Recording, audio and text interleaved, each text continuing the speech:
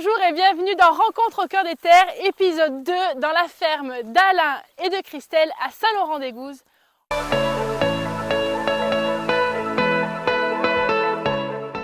Je vous propose de découvrir un élevage familial qu'Alain et Christelle ont fondé il y a de cela 20 ans. Agriculteurs, maraîchers et commerçants depuis toujours, ils me reçoivent aujourd'hui avec passion pour me faire découvrir leur univers.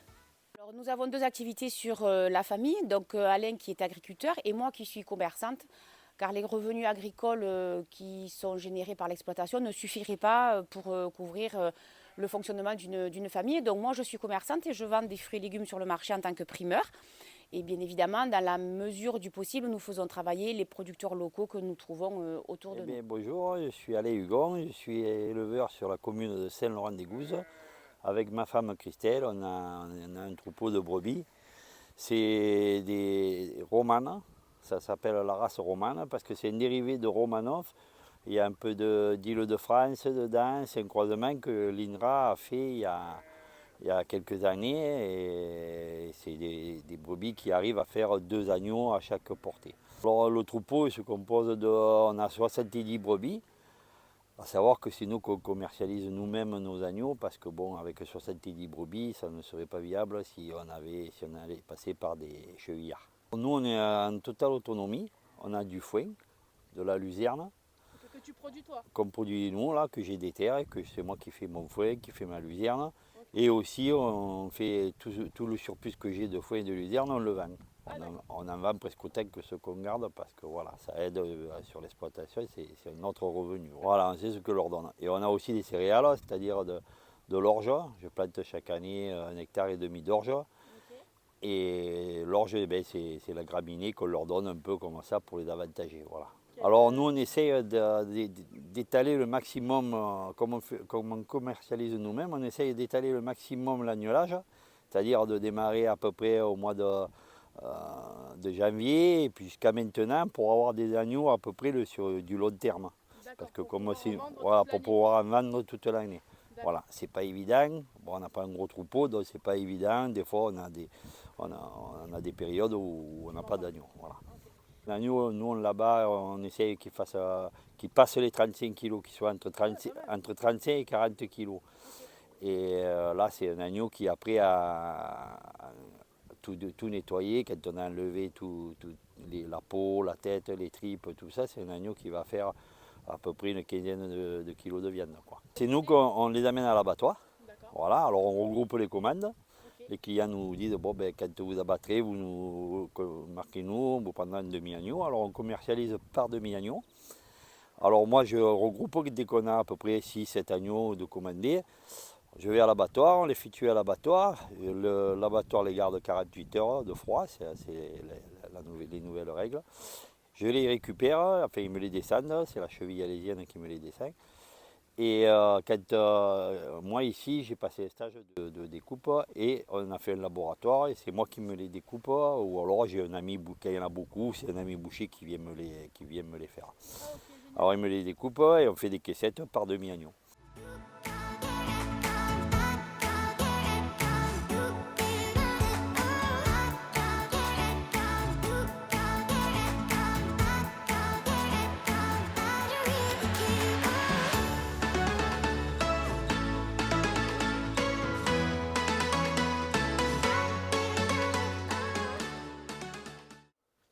Du coup, Alain, là, c'est les tout petits qui viennent de naître, du coup, ceux-là. Voilà, c'est les derniers nés, c'est des agneaux qui ont 3-4 jours, il y en a qui ont un petit peu plus d'une semaine. Et on les a mis à part du troupeau pour pas que le troupeau les bouscule quand on les sort, qu'on va les faire manger. Donc voilà, ils sont avec leur mère là, ils sont tranquilles, ils mangent un peu d'herbe. Même la nuit, ils sont de côté? Ben non, la nuit je les enferme là, ils ont un local là-bas, comme tu peux voir, où ils sont abrités en cas de pluie. Voilà. Et oui. Sur le matin, un agneau s'est emmêlé dans la clôture et avec la panique, il s'est retrouvé piégé par les fils. Alain et Christelle sont allés à sa rescousse et l'histoire s'est merveilleusement terminée. Une fois libéré, il s'est empressé de gambader et de retrouver sa petite maman. C'est lui là? Alors qu'il le sait, hein. Oh.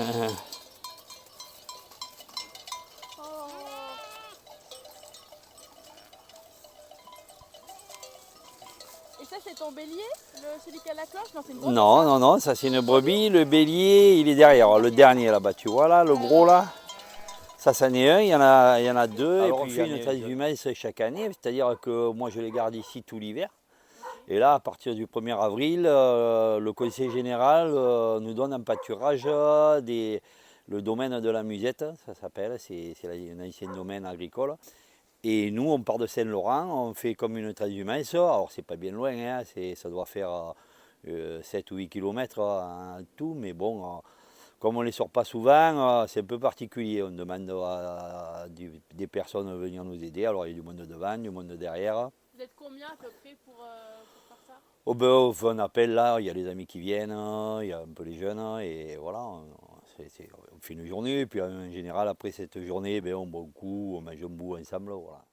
Deux border collies là qui nous aident, alors j'ai une chienne qui est jeune, on en a eu jusqu'à 4, et malheureusement, bon ben c'est les chiens, ils vieillissent. Mais là, on a deux border collies qui, eux, nous aident bien à bien rassembler le troupeau. Et donc, c'est des chiens que tu as, tu as dressés exprès pour les brebis ou voilà, c'est non. instinctif? Alors, c'est instinctif, hein, ils sont passionnés par ça déjà, hein, des petits, ils sont là, ils sont passionnés par ça. Mais après, il faut quand même les dresser pour leur dire d'aller à droite ramener les brebis ou d'aller à gauche ou après de les ramener vers toi. Voilà. Mais c'est un peu leur mouton en fait. Voilà, c'est leur mouton, ils sont là, ils sont passionnés, ils les gardent. Voilà. J'ai vu que les agneaux là, ils sont tout petits, mais ils ont déjà une bague d'identification. Voilà, alors ça c'est des bagues pour nous déjà, les premières bagues d'identification. Et après on va mettre des boucles, alors celle-là c'est pour nous, pour savoir par exemple que le numéro 43, un exemple, appartient à la mère 2103, quoi, voilà. Et après on y met des boucles officielles, que c'est l'identification de la brebis. Alors là-dessus, sur ces boucles, il y a le numéro de l'exploitant. Mon numéro c'est le 272. Et puis après il y a le numéro avec, par exemple, l'année dernière, c'était le 21, ça commençait par 21, et après, il y a le numéro de brebis.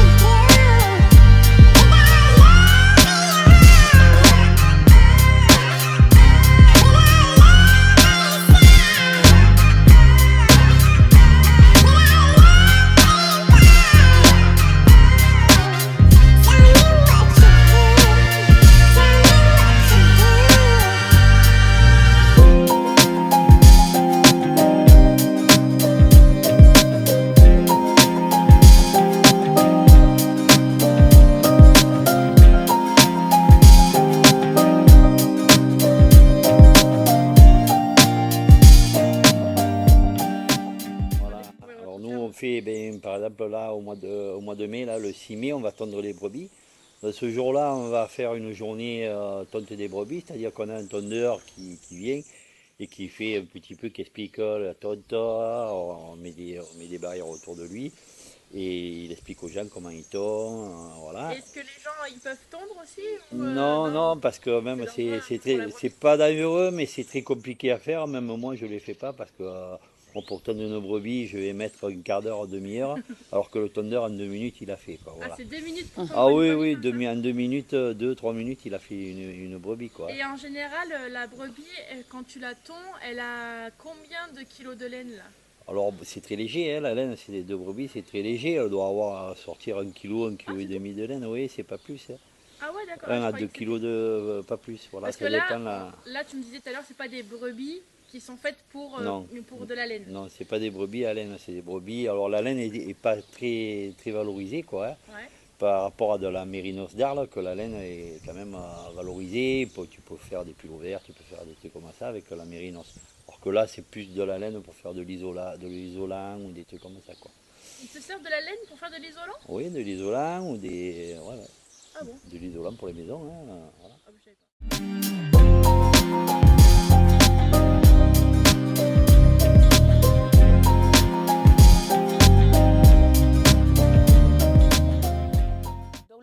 week-end de manifestation sur l'exploitation, ça va être donc le Ferme en Ferme le 29 et 30 avril. C'est une manifestation qui est organisée et gérée par le CIVAM du Gard, en l'occurrence, puisque nous sommes sur le Gard.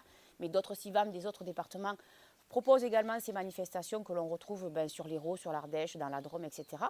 L'idée étant que le public familial, essentiellement ces journées-là, découvrent les fermes et viennent donc à la rencontre des agriculteurs pour parler de leur méthode de travail, de leur technique d'élevage ou leur technique de production en fonction de la typicité de chaque ferme.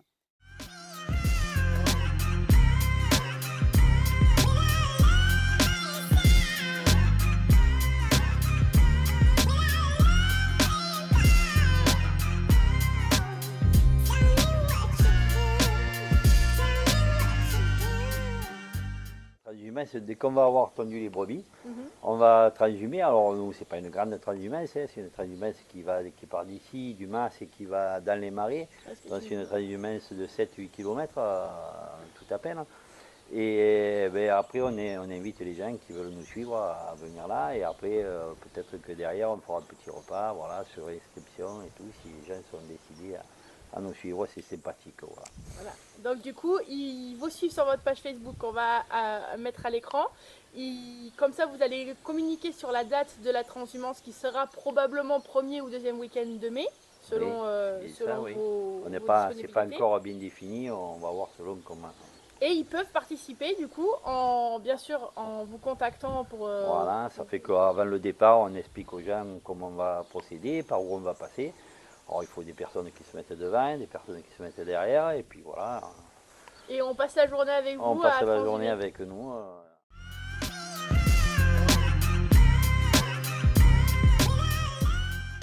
Alors cette salle, elle est faite pour recevoir des groupes à la ferme, de façon à ce que quand on organise des manifestations sur l'exploitation, nous puissions recevoir des groupes et les faire manger à l'abri en cas de mauvais temps ou en cas d'intempéries, comme par exemple pour le week-end de ferme en ferme. À l'occasion, nous faisons déguster des assiettes fermières, bien évidemment à base d'agneau. On met en avant les produits locaux de nos autres collègues agriculteurs.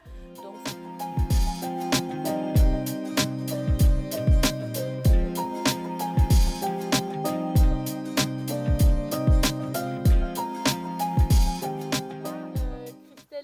qu'est-ce qu'on peut vous souhaiter pour cette exploitation? Que le soit, on pourrait avoir plus de brebis. Bon, après, il reste le problème des terres, hein, parce que voilà, on est un peu limité par des terres. Il ne faut pas avoir plus de bêtes que ce qu'on peut les faire manger. Hein. C'est déjà le problème de tout éleveur. Oui. Mais nous, ce qu'on souhaite le plus, c'est d'avoir le maximum d'agneaux à vendre. Et bon, l'échelle, agrandir notre exploitation maintenant, moi j'ai 58 ans, donc voilà, ça serait, s'il y avait les jeunes qui voulaient s'en occuper, c'est-à-dire nos enfants, hein, nos fils, mais bon, c'est pas le cas. On lance une bouteille à la mer. Voilà. On pourrait le développer un peu plus, voilà. Mais ce qu'on aimerait, voilà, c'est développer un peu plus la salle, l'accueil des groupes. L'accueil des groupes. L'accueil des groupes, en fait, l'accueil à la ferme, c'est vraiment, je pense, le meilleur moyen pour convaincre le public à favoriser les circuits courts et aller vers les producteurs locaux, quels qu'ils soient, et quelle que soit la production ou l'élevage. Mais voilà, c'est très très important. D'accord. Écoutez, c'est tout ce que je vous souhaite. Hein. Merci. Merci beaucoup. Et voilà, c'est la fin de l'épisode. J'espère que vous en aurez appris un peu plus sur cet élevage. N'hésitez pas à retrouver Alain et Christelle sur les réseaux sociaux, la ferme des Cestières, que je vous mets juste en dessous. N'oubliez pas qu'il y a les portes ouvertes de la ferme le 29 et 30 avril. Enfin, je vous mets toutes les dates de toute façon sur l'écran. Moi, je vous retrouve dimanche prochain pour un nouvel épisode. N'hésitez pas à nous suivre sur les réseaux sociaux qui vous affichent là de suite. En tout cas, je vous remercie et je vous dis à dimanche prochain. Ciao, ciao. J'ai failli vous laisser en oubliant de vous dire qu'il faut vous abonner à cette chaîne YouTube et liker cette vidéo.